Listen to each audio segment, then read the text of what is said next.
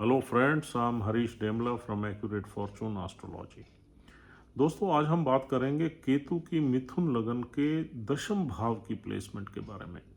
आइए जान लेते हैं कि यदि केतु मिथुन लगन के 10वें घर में बैठ जाएं तो हमें क्या फल देंगे।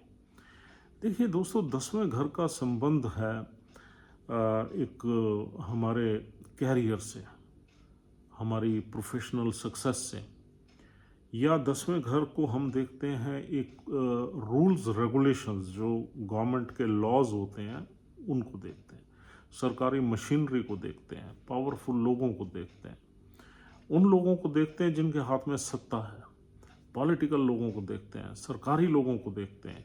एक मतलब सरकार के जो भी फंक्शंस हैं वो हम 10वें घर से देखते हैं। और 10वां घर रिप्रेजेंट करता है हमारे पिता की फैमिली को और पिता की वेल्थ को या पिता के प्रोफेशन को। तो अब देखिए, यहाँ पर 10वें घर में 12 नंबर राशि है। 12 नंबर राशि गुरुदेव की साधारण राशि है। 12 नंबर राशि जो है वो 12वें घर की है। ये थोड़ी सी राशि बेड प्लेजर्स की है, स्पिरिचुअलिटी की है, फॉरेन ट्रैवल की है, फॉरेन सेटलमेंट की है, जेल की है, असाइलम की है, मोक्ष की है, और लाइफ का जो ज़िंदगी का आखिरी हिस्सा होता है उसकी राशि है। तो यहाँ पर केतु की प्रेजेंस बुरी नहीं मानी जाती, अच्छी मानी जाती है। केतु का जो नेचर है, स्वभाव है, मोक्ष का कारक है। 12 नंबर राशि गुरु की है। गुरु की राशि से केतु को कोई परेशानी नहीं है और केतु वहाँ अच्छे फल देने की ही कोशिश करता है। लेकिन केतु का एक अपना स्वभाव है। केतु हमेशा चीज़ों से हमें डिटैच करने की कोशिश करता है। तो यहाँ भी केतु कभी कभी हमारा, अगर हम किसी केतु रिलेटेड प्रोफेशन में काम कर रहे हैं तब तो केतु यहाँ बहुत अच्छे फल देगा। यानी कि केतु रिलेटेड प्रोफेशन क्या हो सकते हैं? कोई भी ऐसा काम जो जन कल्याण का हो, जो चैरिटी का हो, जो एजुकेशन का हो, जो मेडिकल साइंस का हो, दवाइयों का हो, लोगों को लाइफ देने का हो, या एनजीओ का हो, किसी भी संस्था के माध्यम से लोगों को हेल्प करने का प्रोफेशन हो, वो प्रोफेशन यहाँ पर कामयाब रहेगा। उसमें केतु आपको बहुत अच्छे फल देंगे। लेकिन अगर कोई ऐसा प्रोफेशन है जिसमें केतु का कोई लेना देना नहीं है, केतु का कोई रोल नहीं है, उस प्रोफेशन में केतु आपको हमेशा भटकाएगा, आपका मन हटाएगा, और केतु हमेशा आपको एक ऐसी डायरेक्शन में ले जाने की कोशिश करेगा जो फुल ऑफ नॉलेज है, फुल ऑफ चैरिटी है, फुल ऑफ यूँ कहना चाहिए कि एक स्पिरिचुअलिटी है। तो केतु हमेशा आपको उस मोक्ष की तरफ या उस जगह ले जाने की कोशिश करेगा अपने प्रोफेशन से भटका के।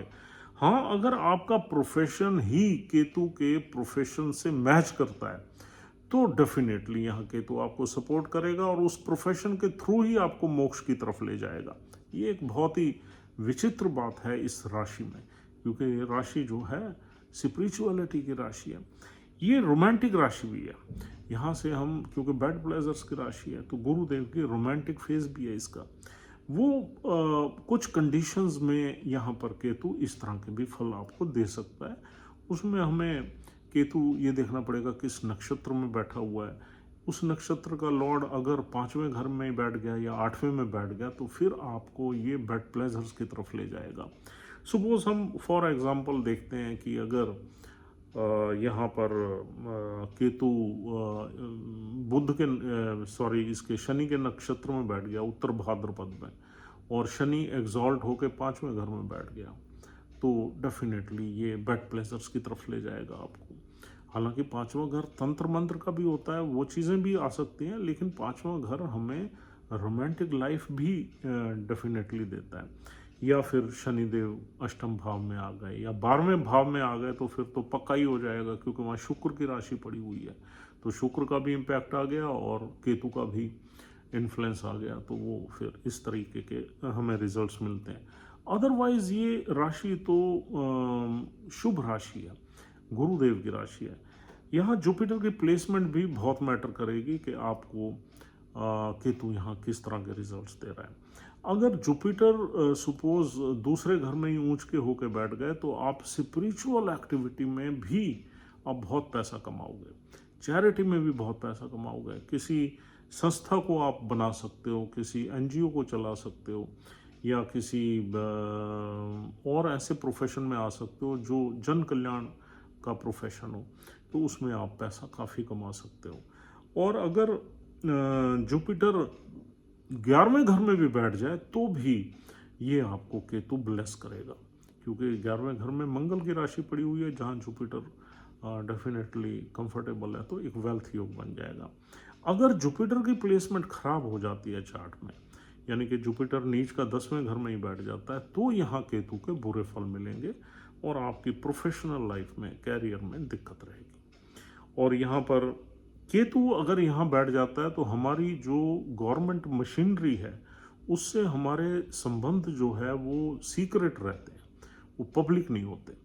हमारे जो सोशल स्टेटस को लेके भी लोग थोड़े से सस्पिशियस होते हैं कि हमारी लाइफ क्या है। हमारा जो प्रोफेशनल लाइफ है हमारी, वो कहीं ना कहीं थोड़ी सी छुपी हुई यहाँ मिलती है। 12 नंबर साइन ऐसा ही है जो बहुत दूर का साइन है, तो लोग उसको इजीली अंडरस्टैंड नहीं कर सकते कि हम करते क्या हैं। और ऐसे ही हमारे पिता के पास कितनी पैसा है, पिता की फैमिली क्या करती है, ये चीज़ें भी कहीं ना कहीं सीक्रेटिव रहेंगी, वो बहुत ज़्यादा ओपन नहीं होंगी।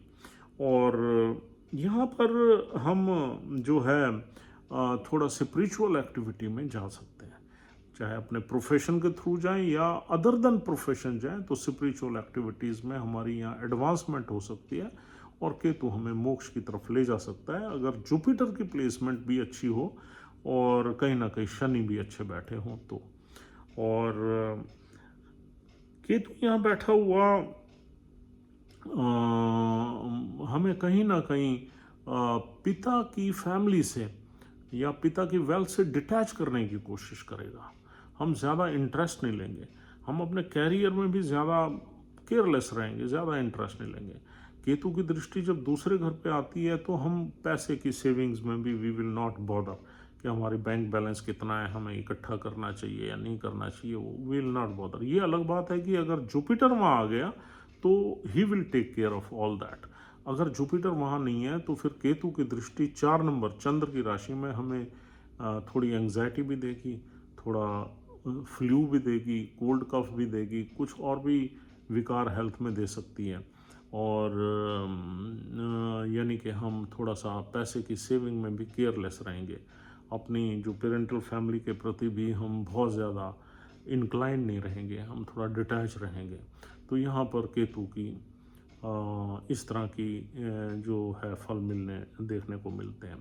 अब 7वें घर, चौथे घर में तो राहु देव बैठे हुए हैं, तो और केतु की दृष्टि 6ठे घर पे अगर पड़ती है, अगर जुपिटर की प्लेसमेंट खराब हुई तो 6ठे घर के खराब फल मिलते हैं।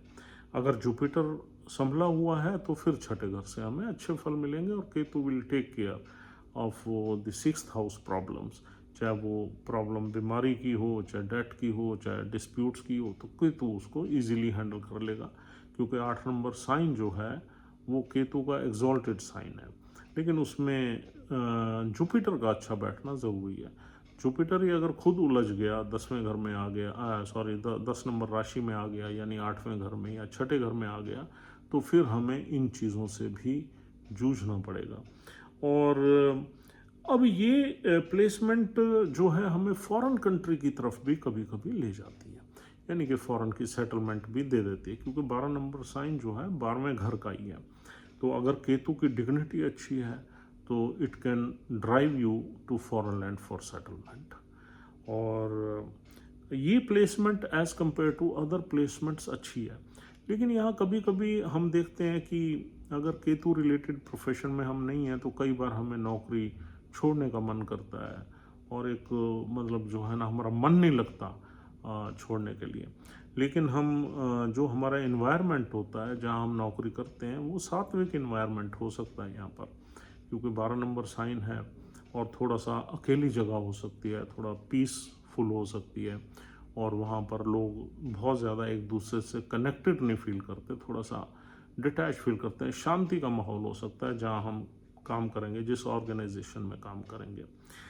इस प्लेसमेंट में अगर आपने देखना है कि वाकई ये प्लेसमेंट पैसा कितनी जनरेट करेगी, तो उसमें आप एक जुपिटर को देखिए और एक केतु जिस नक्षत्र में बैठा हुआ है उस नक्षत्र के लॉर्ड की प्लेसमेंट देखिए। यहाँ पर 3 नक्षत्र मिलते हैं। पहला नक्षत्र है पूर्व भाद्रपद, वो जुपिटर का ही नक्षत्र है। अगर पूर्व भाद्रपद में केतु है तो फिर जुपिटर को ही आपने अकेला देखना है दोनों ही केसेस में। तो नक्षत्र का लॉर्ड भी वही हो गया और डिस्पोजिटर राशि का लॉर्ड भी वही हो गया। तो जुपिटर अगर अच्छा बैठा हुआ है तो यहाँ केतु आपको अच्छे फल देगा। और दूसरा यहाँ पर नक्षत्र मिलता है उत्तर भाद्रपद नक्षत्र, वो शनिदेव का नक्षत्र है। देखिए शनिदेव वैसे तो ऑस्पिशियस प्लैनेट है इस चार्ट में, लेकिन शनिदेव के नक्षत्र में केतु का बैठना थोड़ी हमारी लाइफ में डिफ़िकल्टीज़ को बढ़ाता है, क्योंकि दोनों ही मैलेफिक एनर्जीज हैं। क्योंकि शनि खुद टफ प्लैनेट है और फिर केतु उसके इन्फ्लुएंस में आ गया तो हमारी इनकम जनरेशन में थोड़ी प्रॉब्लम पैदा करेगा, कैरियर को थोड़ा स्लो चलाएगा, डिले रहेगा, प्रमोशंस वगैरह में थोड़ी सी दिक्कत रहेगी। तो अगर उत्तर भाद्रपद में है तो फिर शनिदेव की प्लेसमेंट बहुत अच्छी होनी चाहिए। या तो शनिदेव ऊंच के बैठ जाए 5वें घर में, या शनिदेव यानी कि किसी भी राशि किसी भी हाउस में बैठें, लेकिन मित्र राशि में हो तो अच्छे, चौथे घर में भी ठीक रहेगा। या फिर शनिदेव अपनी ही राशि में भाग्य में बैठ जाए तो वो तो बहुत ही अच्छा हो जाएगा। That would be excellent placement of Saturn. और अगर शनिदेव 6ठे 8वें 12वें में आ गए तो यहाँ पर परेशानियाँ बढ़ जाएंगी। हाँ, 12वें में आने से फॉरेन की प्लेसमेंट, फॉरेन की सेटलमेंट एश्योर हो जाएगी। और तीसरा नक्षत्र है यहाँ पर रेवती नक्षत्र, बुध का नक्षत्र। बुध के नक्षत्र में भी केतु अच्छे फल देते हैं, और रेवती नक्षत्र में अगर केतु देव हैं और बुध देव की प्लेसमेंट कहीं अगर हमारे चार्ट में अच्छी है तो यहाँ डेफिनेटली हमें अच्छे फल मिलेंगे।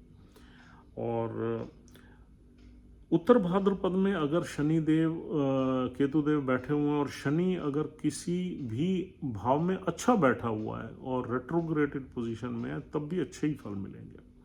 अगर शनिदेव किसी खराब घर में और रेट्रोग्रेटेड पोजीशन में है तो हमें बुरे फल यहाँ पर देखने को मिलते हैं, क्योंकि कोई भी प्लैनेट जब रेट्रोग्रेटेड होता है तो वो अर्थ के बिल्कुल नज़दीक आ जाता है और ट्रांजिशन में, और अर्थ के नज़दीक आता है तो उसके फल तेज़ी से हमें मिलने लग जाते हैं। अगर प्लैनेट अच्छा बैठा हुआ है तो अच्छे फल तेज़ी से मिलते हैं, अगर प्लैनेट बुरा बैठा हुआ है तो बुरे फल तेज़ी से मिलते हैं। तो ये बड़ी सिंपल सी थ्योरी है। कोई भी प्लैनेट जब ऑस्पिशियस होता है, उसकी डिग्निटी अच्छी होती है और रेट्रोग्रेटेड पोजीशन में होता है तो हमें बहुत अच्छे फल देता है और जल्दी देता है। जब प्लैनेट खराब बैठा होता है और रेट्रोग्रेड भी हो गया, यानी कि नीच का शनि बैठ जाए और रेट्रोग्रेड हो जाए, तो हमें ज़्यादातर बुरे फल ही देखने को मिलते हैं। हालांकि कई एस्ट्रोलॉजर्स का मत है कि उल्टे फल मिलते हैं, उल्टे फल नहीं मिलते। उसकी वजह यह है कि जो रेट्रोग्रेटेड प्लैनेट्स होते हैं वो रेट्रोग्रेटेड एक्चुअली नहीं होते, वो ज़मीन से हमें ऐसे लगते हैं रेट्रोग्रेटेड पोजीशन में उल्टे चल रहे हैं, लेकिन एक्चुअली उल्टे नहीं चलते।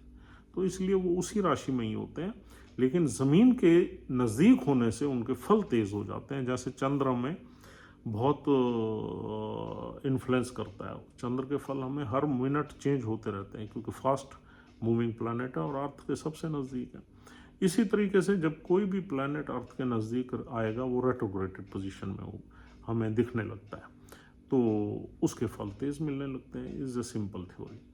तो दोस्तों, सैटर्न के डिफरेंट नक्षत्रों में आपके रिजल्ट्स आपको देखने के लिए उस नक्षत्र के लॉर्ड की प्लेसमेंट देखना बहुत ज़रूरी, that is the crux of the problem. और दूसरा, जुपिटर की प्लेसमेंट तो अच्छी होनी चाहिए यहाँ पर केतु के अच्छे रिजल्ट्स लेने के लिए। तो friends, this is all for the day. उम्मीद करता हूँ ये प्लेसमेंट आपको समझ में आ गई है और आप इसे अपना अप्लाई करके देखिए और हमारे कमेंट सेक्शन में कमेंट्स भी कीजिए। Thank you very much once again. Please take care of yourself and your family. We'll see you soon. Have a good time. Try to subscribe our channel on Priority.